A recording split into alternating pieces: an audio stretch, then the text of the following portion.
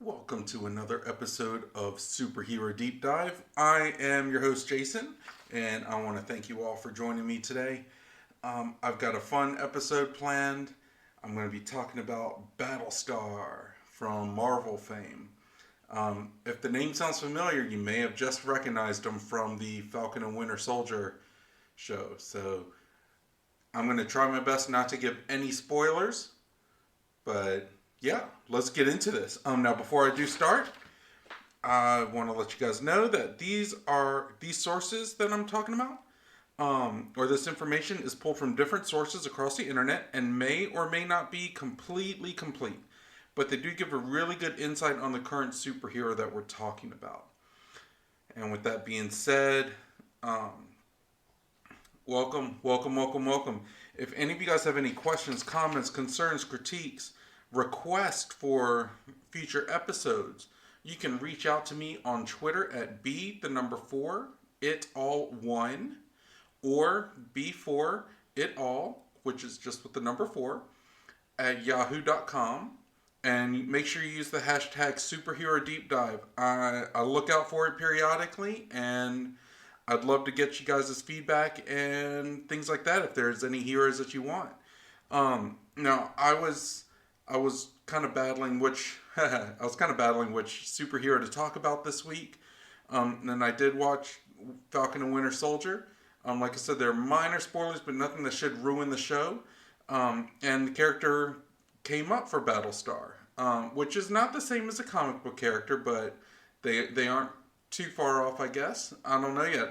They haven't really delved into it yet, but I wanted to jump in on that because he is a very obscure hero. In fact, I had to sit there and be like, I know this character. Where do I know him? And look him up and kind of get a visual of him, which was really cool because it's hard to get stumped when you're a comic fan and you're watching these shows and you're always looking for those Easter eggs, especially with Marvel stuff. So yeah, so his real name is Lamar Hoskins. He was actually a high school dropout before he joined the Army. When he was in the Army, he met up with John Walker, who is the U.S. agent, and that's disclosed in Falcon and Winter Soldier as well. But in the comics, he is U.S. agent. He was Captain America's replacement back in the early 90s, I believe. But Lamar Hoskins met up with him. They actually became really good friends. When they completed their service, their term in the Army, they went to a guy called the Power Broker. And this guy he was like this weird businessman kind of guy that he would give people superpowers, for a price. So they got superpowers from him. And they were originally going to pay off these powers by joining the Unlimited Class Wrestling Federation, which is basically the superhero WWE. It's a professional wrestling league where people with superpowers can join and wrestle each other. So it's not like an unfair advantage with the normal professional wrestling because we all know that the normal professional wrestling is super competitive and it's not staged at all. Wink, wink. We're gonna keep kayfabe alive on Superhero Deep Dive. But he was originally called Bucky, and he was going to be John Walker's sidekick because John Walker was the super patriot. They did that for a bit, but it was later revealed that the term Buck or Bucky was a derogatory term for African American males. So the action, so the writer actually handled this really well. When he found out, he felt really bad, and he actually came out and put it in the comics that this happened. So the guy changed his name to Battlestar instead. Which is a good upgrade. So they addressed it instead of just randomly changing it or making something up. They actually addressed the issue, which I have a lot of respect for because it was never an intentional thing like that. It was just because he was a sidekick like the original Bucky was. But the original Bucky was also white, so What can you do? Um, and this is how I believe that, you know, even in any kind of media really, but especially in comics, if something is written and it's insensitive or it's just ignorant, they can admit the ignorance and own up to it and change the name, and change the issue even, and like it's cool with stuff like that. Let that happen because that's how we grow as people in general. So it's cool to see it in superheroes too. Um, he's also been a part of a team called the Wild Pack, which is run by a lady named Silver Sable. They were kind of like mercenaries. So he did that, and he's always kind of a background character. He's never actually been an official Avenger. During Civil War, he was part of the Underground, that went against the Superhero Registration Act. Even though his information's out there, government would already have it. But I mean, he's always been idealistic, and I think it's very fitting that he followed like Captain America and that kind of theme, because he's very much in the same vein as Captain America, which is cool. Powers. Through the power broker, he's got superhuman strength, durability, stamina, endurance, and agility. He's actually got an adamantium shield that looks just like Captain America's original triangular shield, which is awesome. Because I always love that shield. I get the practicality of the circular shield and being able to throw it and stuff like that and have it come back like like a frisbee and things like that. But I've always loved the triangular shield. I always thought it was awesome. It was a classic look. Um, it was just cool. So power wise, he's just your normal super soldier basically. That's kind of what the power broker did. He just made people into super soldiers. I think they said he can lift up to 90 tons. If I'm wrong, I'm wrong. If I'm wrong, it's probably 10 tons, but I want to say it was 90. But still, that's nothing to 10 tons is nothing to wink at.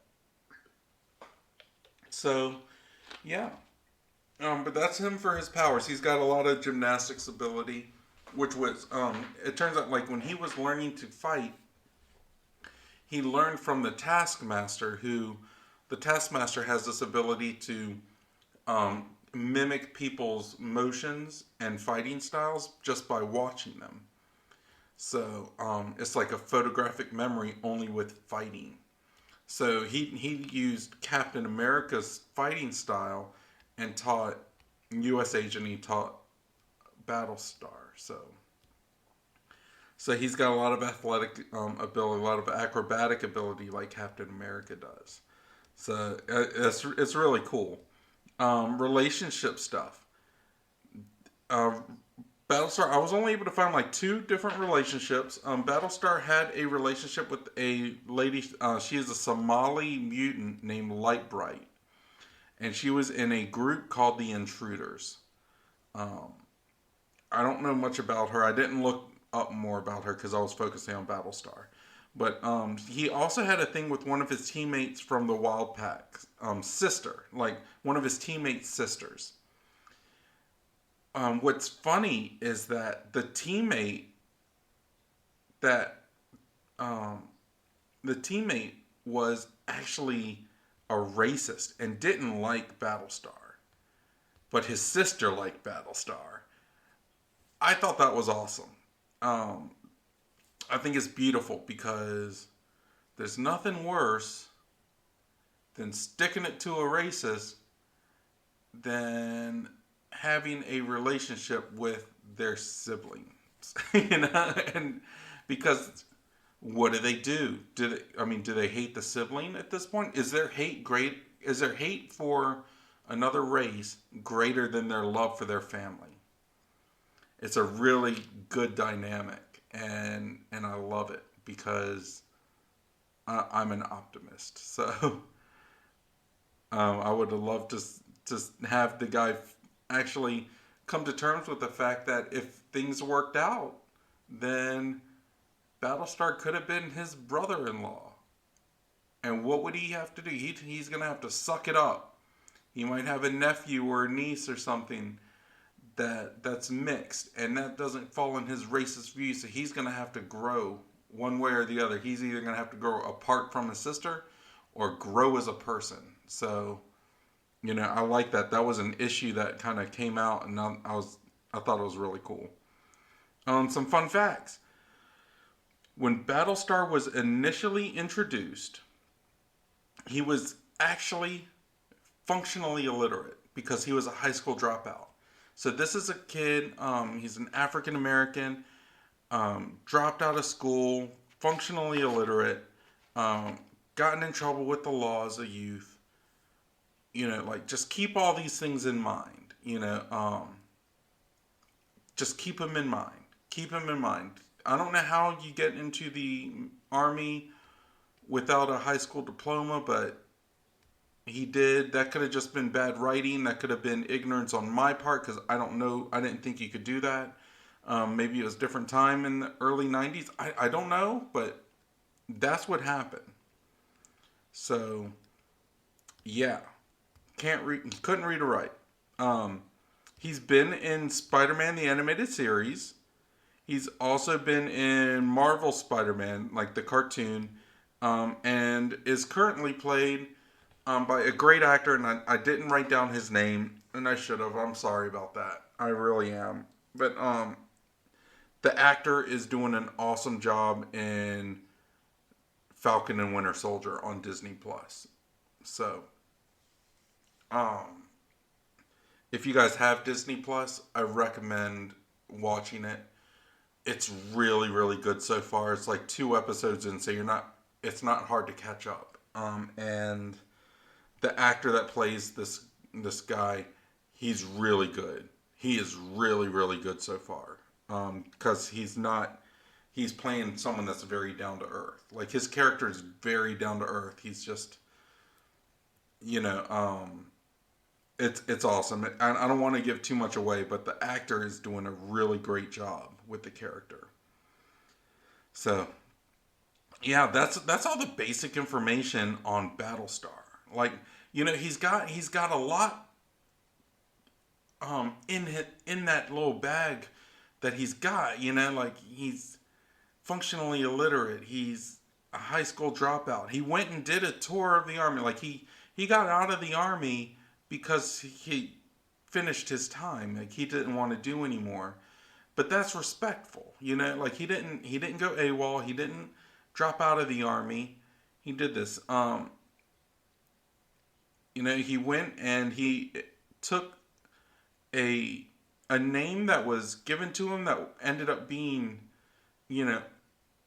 unintentionally racist and derogatory.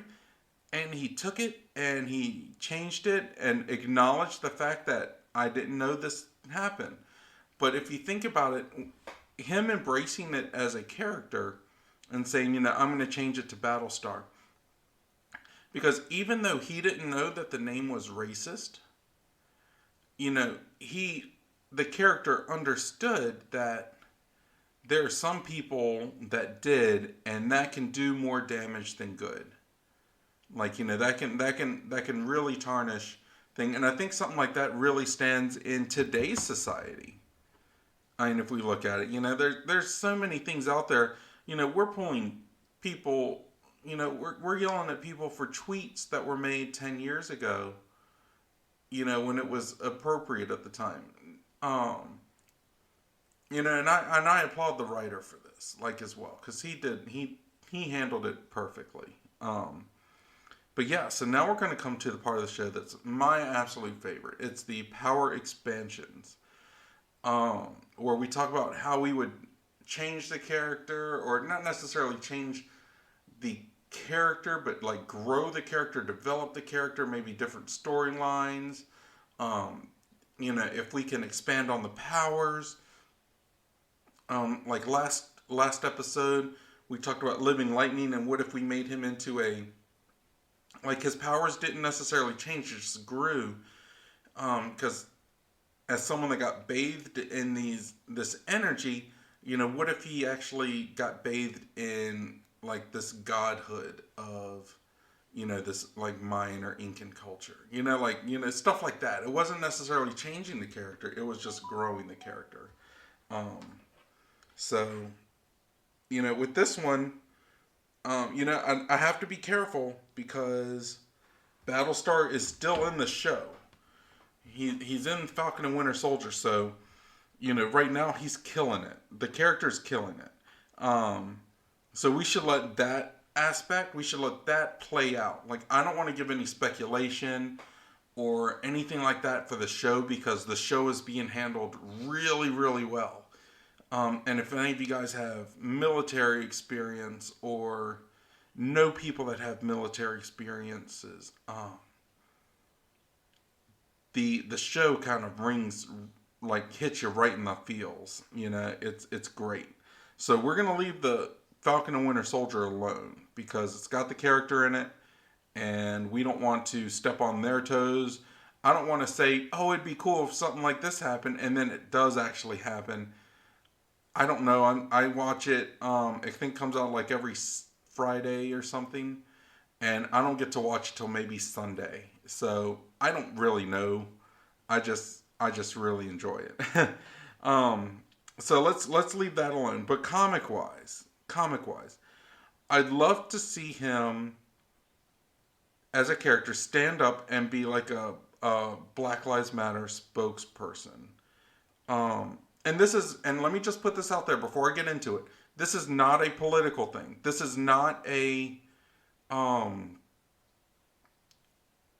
this is not politically motivated. This is not a thing. I mean, if we look at statistics and if we keep all the data empirical, we just look at statistics. We don't get into feelings because that gets dangerous.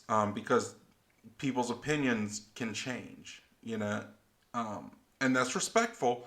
But like for the sake of this, I'm just keeping it like we know that African Americans, we know that minorities in general are disproportionately um, prosecuted or treated with harsher penalties, harsher, um, more aggressive stances. I guess like just even a simple pull over for a traffic stop, maybe something that could be violent.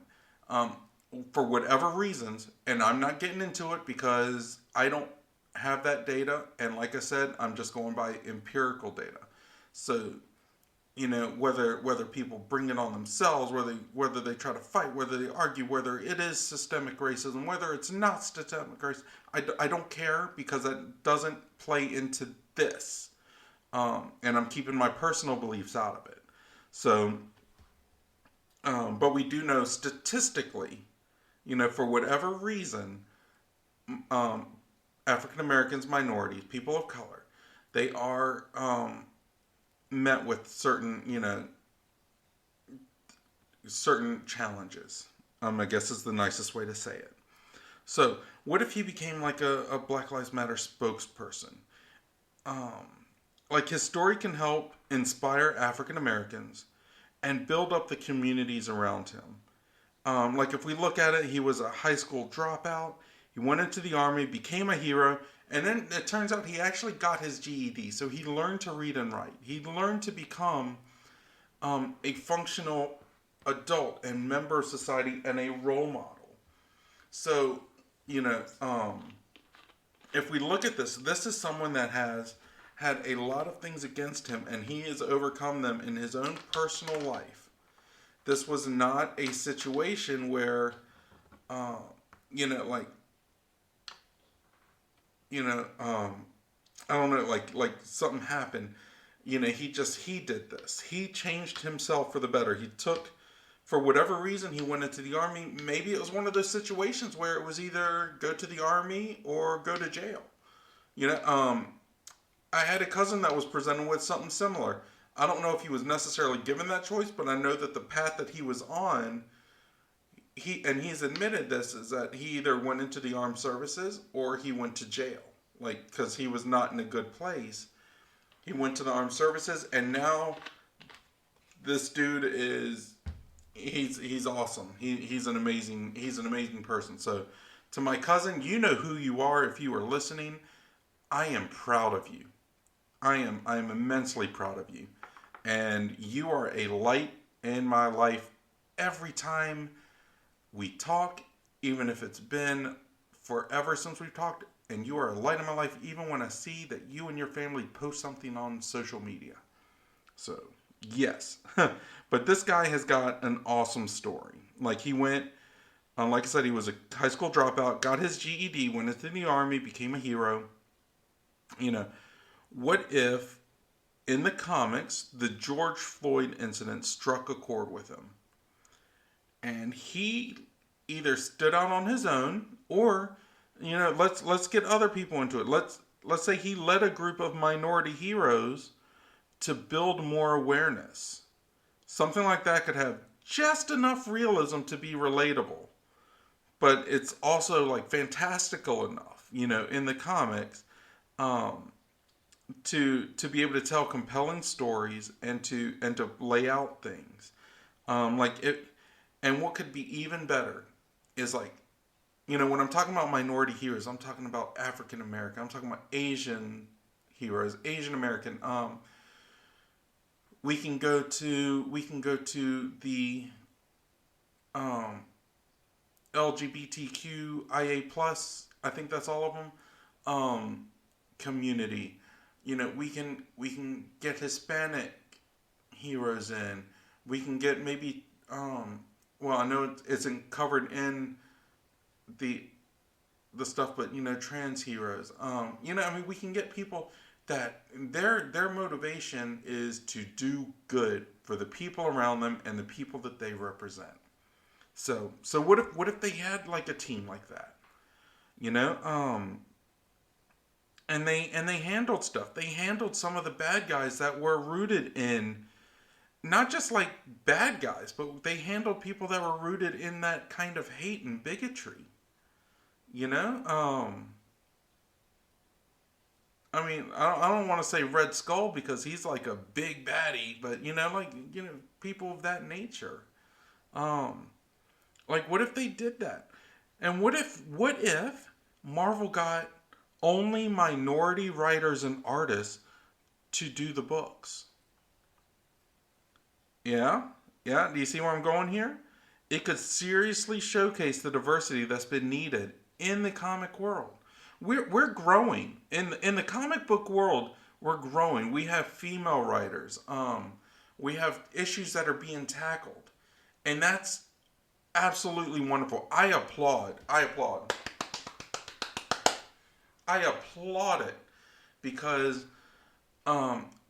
one of the things is, number one, it shouldn't matter someone's sexual orientation or identity when it comes to writing heroes in general. But when there are certain characters that are representative of certain and I'm not demeaning this when I say it, but certain niche groups. And the only reason I'm saying niche is because there are pockets, but they deserve equal representation, so I'm not diminishing it at all. But so what if there are minority writers and artists, even if you have to go and look for them? It could seriously showcase the diversity. We could get more perspectives from the comics that we couldn't get without a minority behind it. I am a quarter Japanese, so I am considered a person of color. I am white and Japanese, but I do not look Asian at all. Like, unless you know me, then you're like, oh, I can kind of see it here. But if you saw me, you would never guess that I was part Asian. So I've actually haven't had to deal with as much racism, but I've had some experiences, and it is what it is, and I've got I guess thick skin. I guess it goes over my thick fat over my belly. But I've got I've got thick skin. Like, I usually laugh it off because I know it's not coming necessarily from a place of hate. But at the same time, I do see where it can hurt people, and and there are certain perspectives.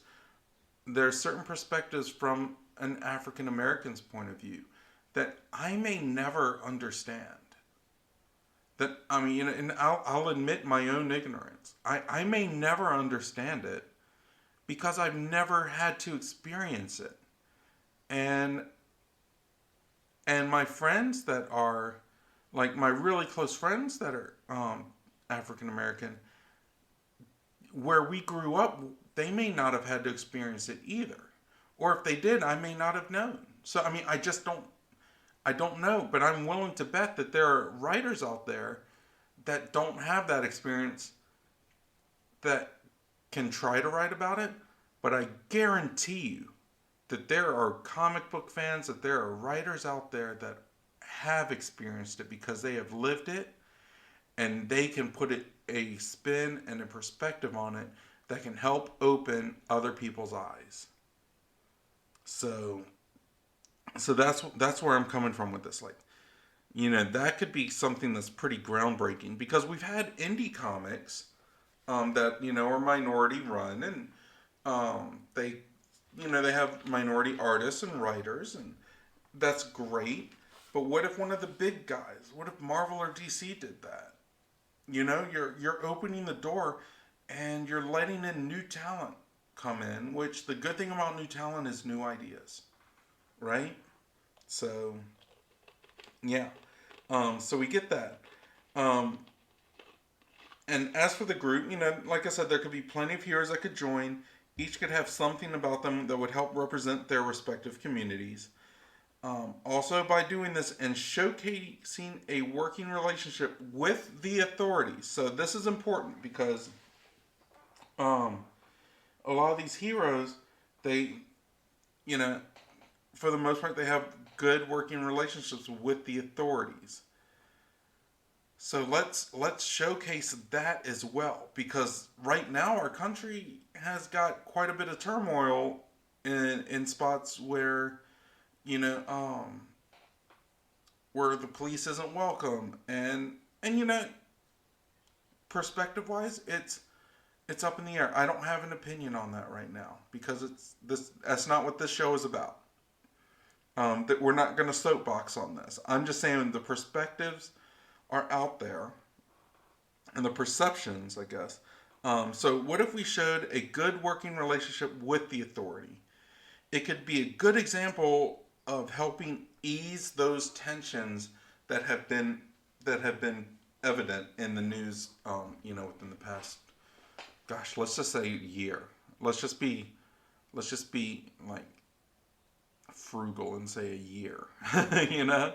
Um, there's so much stuff going on that I really think that in order to help shape the future, we need to start focusing on the positive things. Um, and I'll tell you, one of the things I've always loved about comic books in general is the different writing styles, and you have different concepts behind it. When I was in high school, I think it was like my senior year, we did a test or something. They kind of did a placement.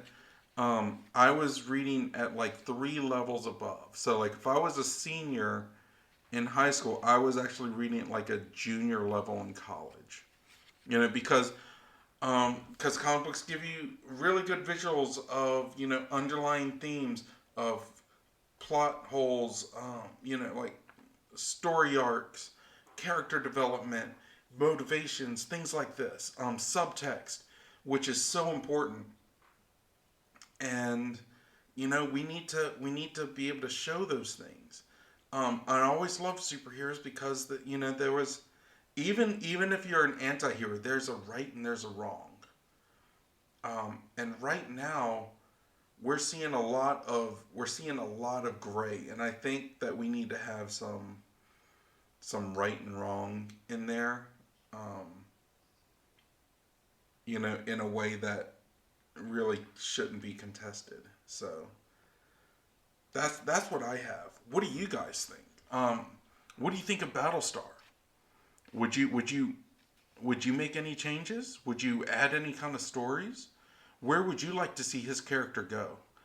I think it's almost got to be a staple that if you're going to have a team, you have to have a Captain America like character, and that's one of them. So yeah, let me know what you think. And like I said before, you can always reach out to me on Twitter at b4it all1, or you can email me at b4itall@yahoo.com and use the hashtag superherodeepdive. And yeah, I will catch you guys next week. Everyone, be super, be happy, be blessed, and be safe. And if you're not safe, don't get caught, okay? All right. See you guys later. Bye-bye.